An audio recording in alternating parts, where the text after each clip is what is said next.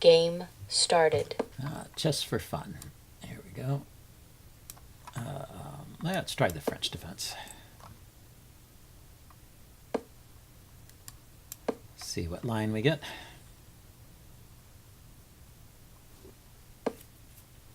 The exchange, okay.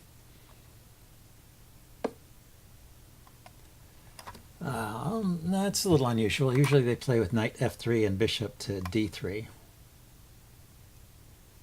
And so I will start with knight f6, defending that pawn, because I want to play bishop to d6. Usually you get a kind of a symmetric setup there.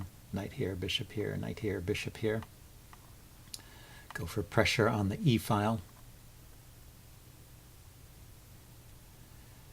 Maybe I should play c6 before I play bishop to d6, just so he can't play knight to knight b5. Go bishop d6 now, and he goes knight b5. Could give a check, but he could just block it with the pawn. Yeah, I think I will. I think I'll start with c6.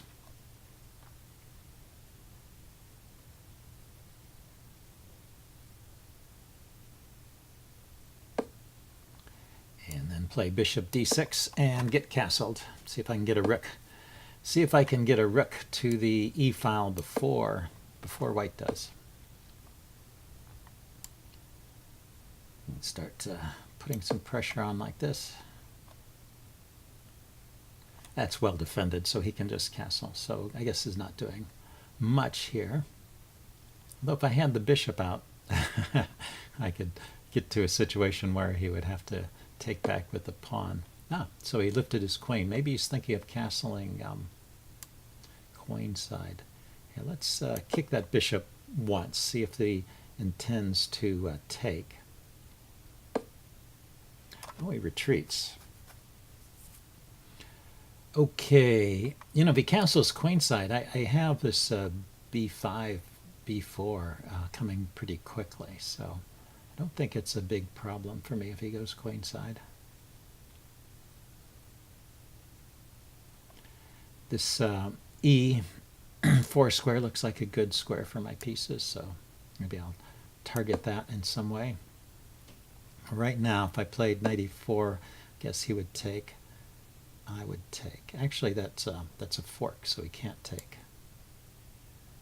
Let's go ahead and get knight e4 in, and then the other knight can come to f6 to support it. His position looks kind of cramped over here, doesn't it? I need to move this knight so that my light-squared bishop is free to come out into the game. But knight f6 I want to play anyway. And if he makes some moves to try and chase my knight away, he has to move this knight out of the way first, and then he has to get rid of some of these targets here. So my knight should be stable there for a while. So how about bishop to f5, looking indirectly at the queen, threatening some kind of discovered attack on the queen. Although my bishop is not defended there, so it would have to be pretty good. But say knight takes knight, queen takes bishop, knight takes rook. Of course, after knight takes knight, he could just play queen takes knight. So knight here, queen takes bishop, knight takes rook. That's just that's two pieces for. That's two pieces for the queen. So probably, for the rook. So probably I need to defend my bishop before I can do any great discoveries here. But let's check. Knight to g3 here. The knight defends the bishop. Bishop hits the queen, the knight hits the rook. So the queen has to move or he interposes, but that loses more material. So say the queen moves.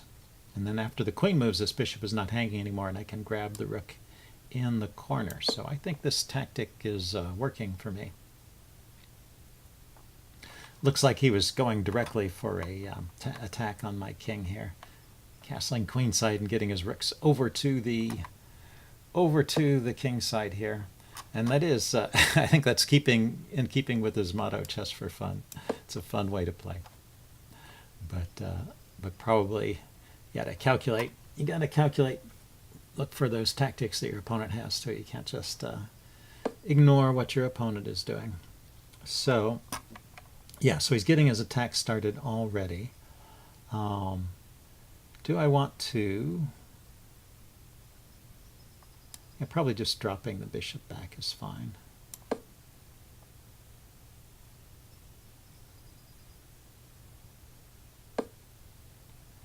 And yeah, so he's just ignoring all of that. So I can take here.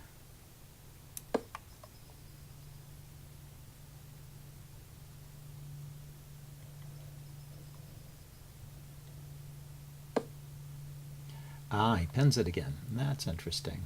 So what to do?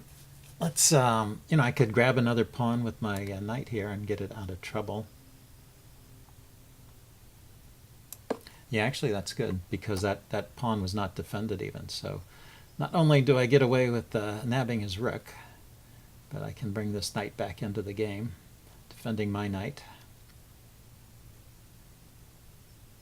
Well, also knight to e4 hits his queen and hits this knight over here, so that's a good move to play, just to reduce his attacking force, which I have to be a little bit cautious about.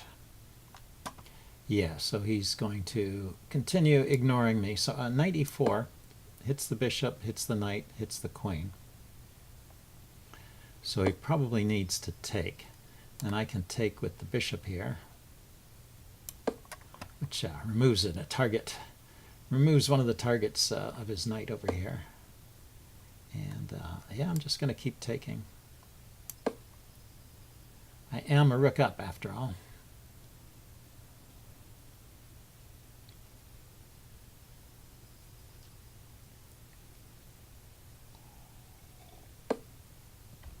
Okay, so now it's time to unpin the knight, I guess.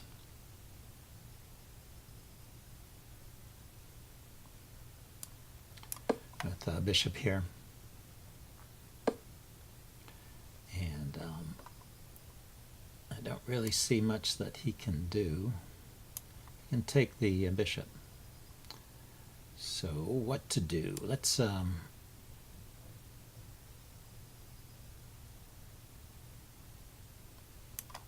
think about this. So I should probably move my knight immediately. And let him, I'm giving up the exchange when I do that. So knight better over here maybe. So bishop takes, rook takes, knight takes, queen takes. But I will still be a piece up. And I will have gotten rid of a lot of the force here. Get rid of those uncomfortable pins, block his queen's path to my king's side here.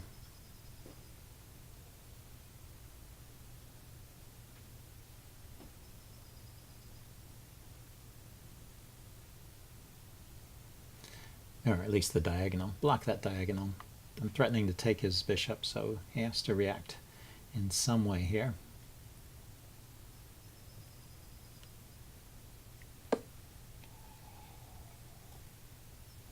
That's a nice trick. So he's going to, if I take the knight, he can take my bishop with check and then get the queen.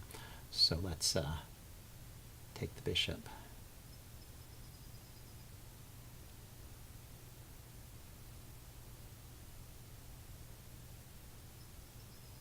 Yeah, there's still going to be a pin there, isn't there? So let's think about this. Bishop takes bishop, knight takes rook, queen takes rook, and then pawn to h4 there hits my bishop, which is pinned against my king. So at that point, I will have, he's gotten rid of this rook. I've gotten rid of these two pieces. So I have a knight and a bishop and a queen and a rook. And he's got a queen and a rook. So I can give one piece back and still be a piece up. So I guess I still come out ahead this way. Oh, that's with check. That's interesting. So now I can just take this knight and I keep the rook. And of course he can attack my pinned bishop. And I will just defend it. So he gets that piece back. But I stay. Let's see, queen, rook. I'm a rook and a knight up. So that's pretty good. That should be enough to win.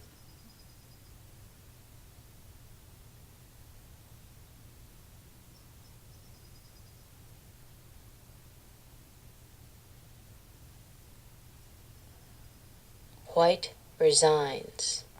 Okay, well, it was kind of a one-sided game, but it was not not my fault that it was challenge. not my fault that it was one-sided. It was because of the way that my opponent was playing, and you know, it's a useful exercise to see if you can defend against these wild attacks from players who don't care about the material balance but just keep attacking regardless. So I will upload this and we will check it out in the postmortem. See you guys later. Bye.